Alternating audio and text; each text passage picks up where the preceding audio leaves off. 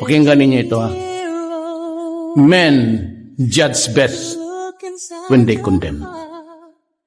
Pinakamahusay ang husga sa tao, lalabas yan.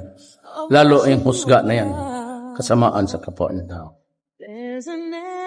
Sabi ko sa mga opisyal ninyo, be careful. Kayo nasa likod, mapoproblema kayo nito. Kaniimbi na masyado.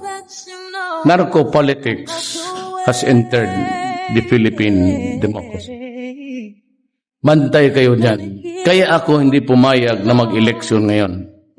Kasi yung mga mayor, gobernador na sabit, they will still have the money to spend and be in power. Pag hindi mo na if we cannot destroy the apparatus now, tayo, the next generation will be compromised. Ang anak ninyo na mga high school ngayon, wag na yan sa college Hindi na masyado. Pero delikado pa rin.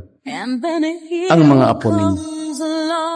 Sabihin ko sa inyo, ang pinaka sa tao yon, ang apo natin.